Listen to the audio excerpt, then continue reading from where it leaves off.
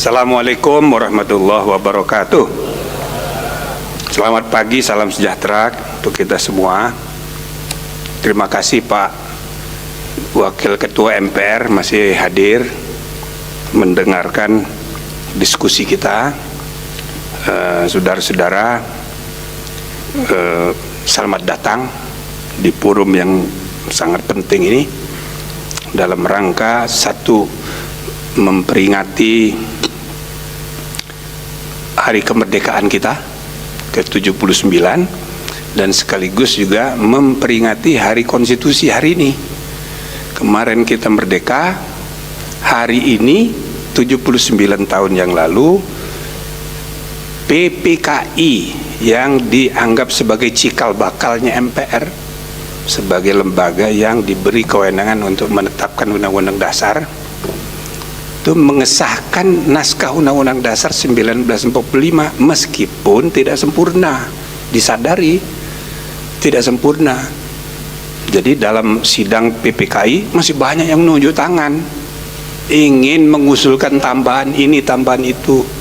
Tapi baik Bung Karno sebagai yang memimpin maupun Bung Hatta itu mengingatkan, dan disitulah kata-kata revolusi Kronwet, Undang-Undang Dasar kilat. Kita ini mau cepet-cepet, kemarin udah merdeka, belum ada pegangan untuk negara Indonesia merdeka. Maka disepakati, ya udah dah, nanti kita sempurnakan belakangan, yang penting disahkan dulu. Maka jadilah 18 Agustus 1945 pengesahan Undang-Undang Dasar ya negara kita. Karena itu saudara-saudara, bagi yang belajar mengenai fungsi konstitusi dan konstitusionalisme, fungsi utamanya membatasi kekuasaan. Kekuasaannya sang penguasa diatur dan dibatasi oleh konstitusi. Itulah makna dari konstitusionalisme, paham yang membatasi. Tapi fungsi Undang-Undang Dasar tidak hanya mengatur dan membatasi, tapi juga membebaskan. Nah, ini yang jarang disadari. Konstitusi negara lain itu limiting and limiting constitution. Tapi Undang-Undang Dasar 45 di samping limiting and limiting, mengatur dan membatasi kekuasaan, juga membebaskan, liberating constitution. Ialah konstitusi yang membebaskan bangsa kita dari penjajahan dalam segala bentuknya. Karena itu saudara-saudara, Undang-Undang Dasar kita ini yang kita peringati hari ini adalah konstitusi pembebasan. Itu sebabnya kalimat pertama di pembukaan nggak ada yang lain kecuali bahwa sesungguhnya kemerdekaan ialah hak segala bangsa. Dan oleh sebab itu penjajahan di atas muka bumi harus dihapuskan karena tidak sesuai dengan peri kemanusiaan dan peri keadilan. Maka saudara-saudara, segala bentuk penjajahan di atas muka bumi dalam segala bentuk, termasuk di Palestina, itu nggak bisa diterima oleh paradigma berpikir konstitusional bangsa Indonesia. Udah gak bener, itu harus dihapuskan dari atas, ya, di atas kehidupan duniawi ini tidak boleh ada penjajahan. Penjajahan dalam segala bentuknya, penjajahan politik, militer, ekonomi, termasuk penjajahan yang lain-lain, termasuk penjajahan dengan menggunakan agama sebagai sarana untuk penjajahan misalnya. Nah, jadi saudara-saudara sekalian, mari kita peringati Undang-Undang Dasar 45 ini, kelahirannya hari ini 79 tahun yang lalu, sebagai konstitusi yang membebaskan kita. Nah, yang kedua saudara-saudara sekalian, kita ini udah 25 tahun seperti yang disampaikan Pak Ketua MPR tadi, 25 tahun reformasi ini kalau dihitung dari sejak ya Oktober 1999. Ini kan kita udah 25 tahun reformasi. Terakhir perubahan keempat 10 Agustus 2002. Jadi selama 25 tahun ini kita udah mengalami pahit getirnya ya penyelenggaraan kekuasaan negara berdasarkan konstitusi yang sudah berubah 4 kali ini. Bisa kita sebut berubah 4 kali, kadang-kadang bisa kita sebut satu rangkaian perubahan 4 tahap, satu kesatuan. Dan selama 25 tahun dipraktekkan, ternyata banyak sekali masalah. Sebagian disebabkan oleh rumusan undang-undang dasarnya, sebagian disebabkan oleh implementasinya, dan sebagian lagi disebabkan oleh munculnya perkembangan-perkembangan baru, baik karena perkembangan iptek yang serba disruptif di seluruh bidang, segala bidang, maupun karena dinamika tata sosial ekonomi politik dunia berubah besar-besaran selama 25 tahun ini. Dan saya selalu mengingatkan saudara-saudara, pertengahan abad ke-20 dulu terjadi Big Bang Change dalam tata ekonomi sosial politik dunia. Pertengahan abad ke-20 sesudah Perang Dunia Kedua.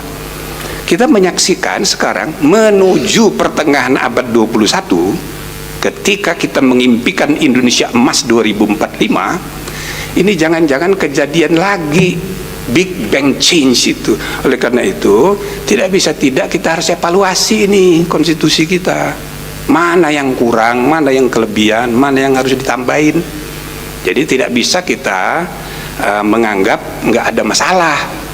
Dan apalagi saudara-saudara sekalian, menurut saya ini ada peluang sekarang. Pertama, ya kan, semua partai ini sudah ngalami pahit getirnya hidup dengan sistem konstitusional yang kita praktekkan selama 25 tahun. Jadi saya rasa bisa diajak berpikir untuk sama-sama ya membangun konsensus kebangsaan apa yang perlu kita perbaiki. Yang kedua, kita ini akan terbentuk nanti pemerintahan baru. Nah, kalau misalnya presiden, para mantan presiden yang masih punya wibawa, masih punya pengaruh baik di antara partai politik maupun para pemangku kepentingan dan pengambil keputusan, saya rasa kalau misalnya para pemimpin ini mau gitu ya berpikir jangka panjang untuk perbaikan, why not? Jadi saya sih percaya bahwa akan ada peluang untuk perbaikan.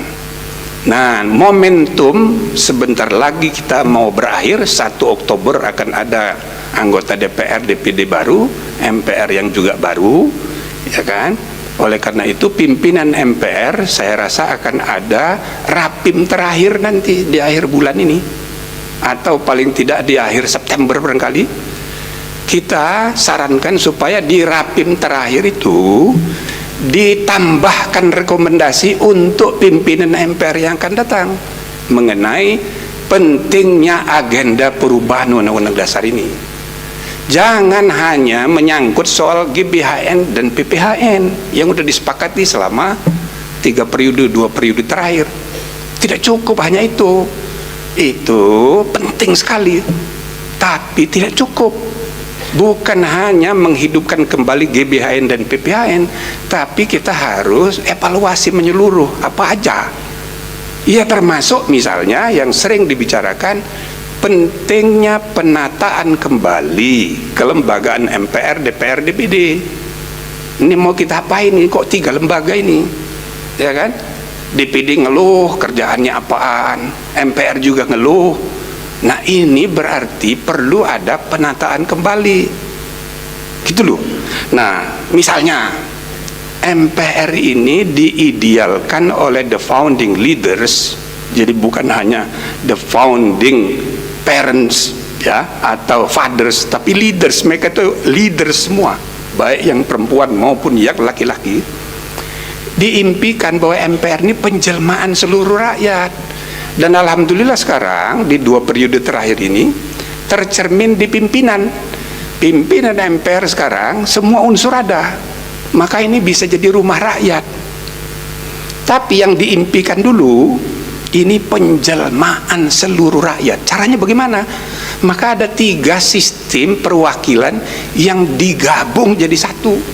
Satu, perwakilan politik melalui partai, dan itulah yang duduk di DPR.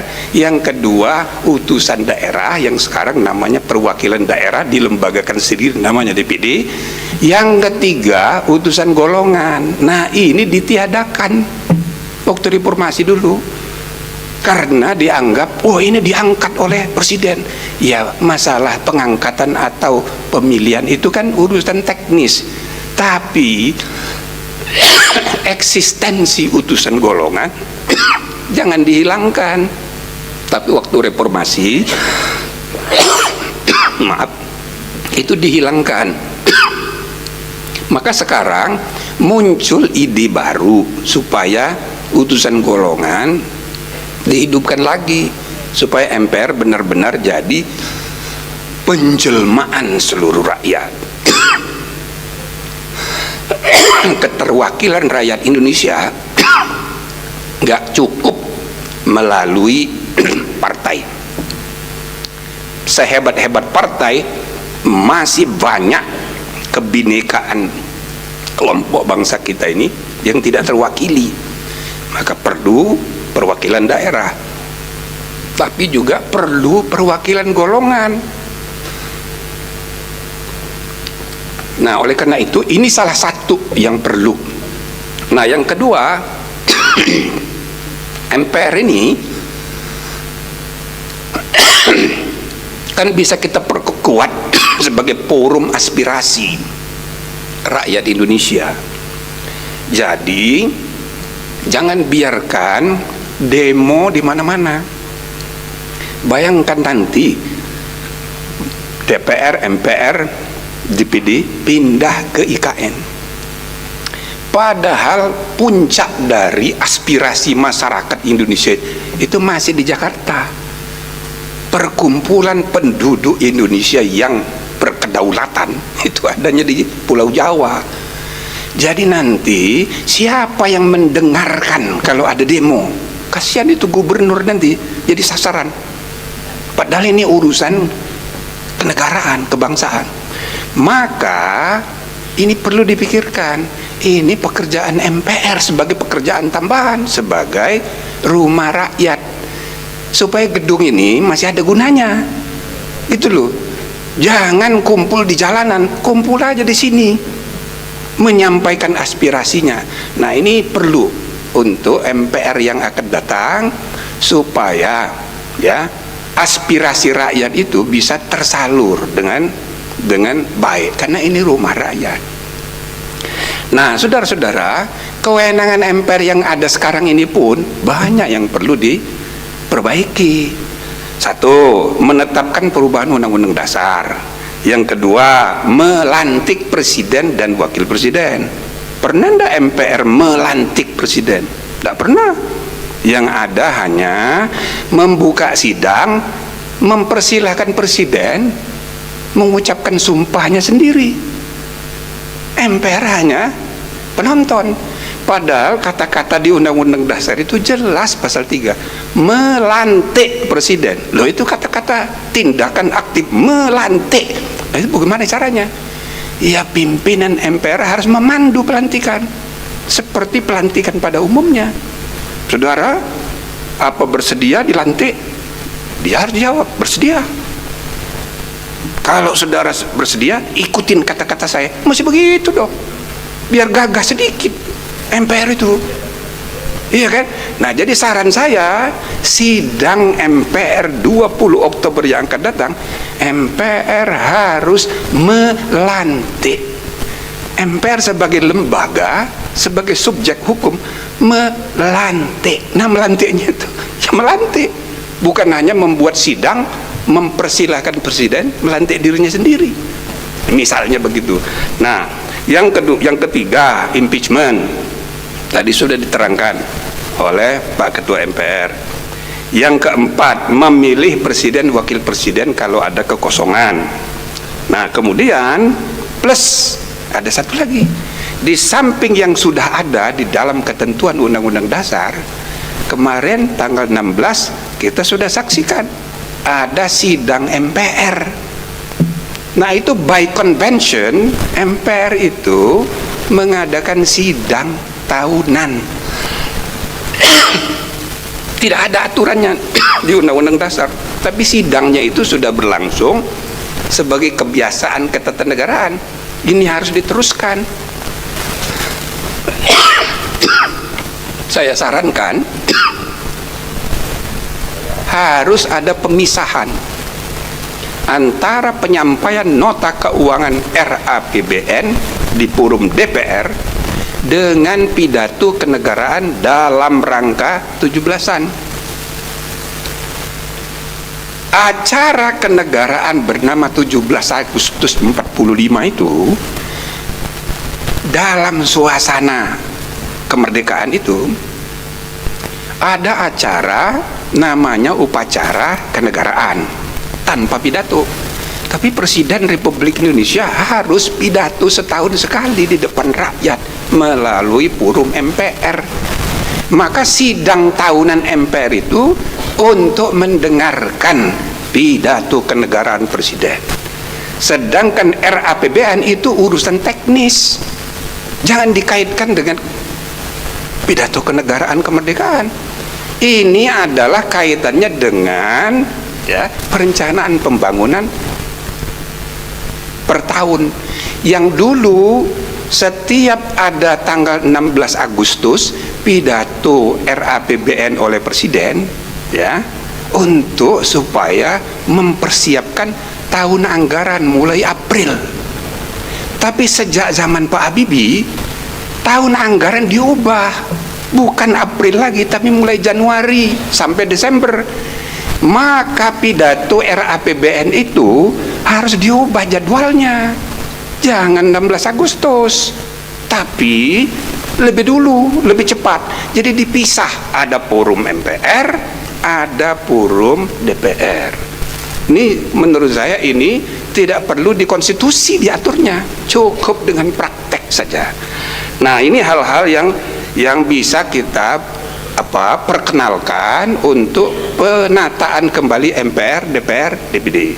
MPR tidak lagi berwenang membuat regulasi kecuali Undang-Undang Dasar, tapi menetapkan ketetapan MPR masih boleh sepanjang tidak bersifat regulatori tapi bersifat administrasi.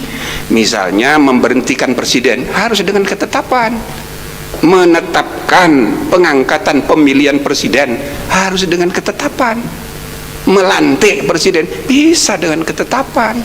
Dasarnya ketetapan hasil pemilu oleh KPU. Jadi ketetapan yang sifatnya administrasi masih boleh, tidak salah itu. Nah, jadi banyak hal yang bisa dilakukan untuk perbaikan ke depan. Tapi intinya saudara-saudara, poin terakhir yang penting untuk saya sampaikan pada waktu yang terbatas ini bahwa periode 25 tahun ini penting sekali untuk kita evaluasi dan kita mengusulkan perbaikan-perbaikan.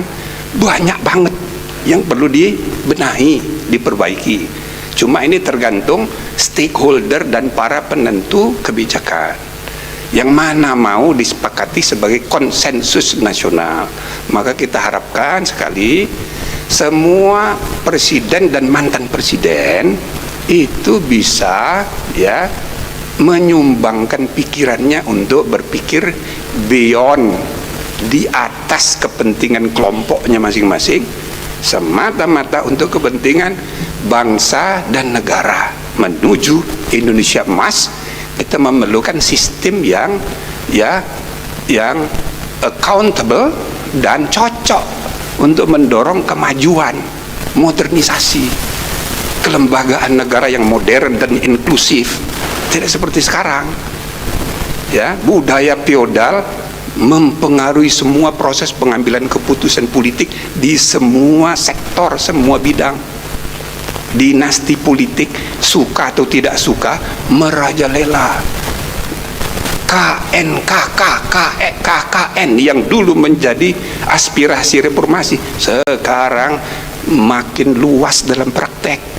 Nah, ini semua saudara-saudara memerlukan usaha sungguh-sungguh untuk modernisasi budaya politik dan pelembagaan politik yang makin modern menuju masa depan Indonesia yang semakin baik. Kuncinya kita perbaiki ini undang-undang dasar, jangan balik ke belakang,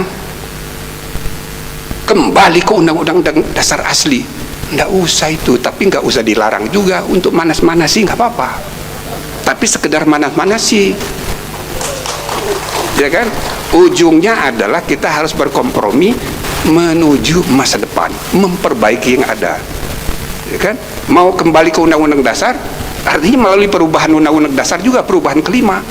Jadi ini adalah yang lebih baik kita maju ke depan. We are not going back, kata Kamala Harris. Ya, nah, kita juga begitu.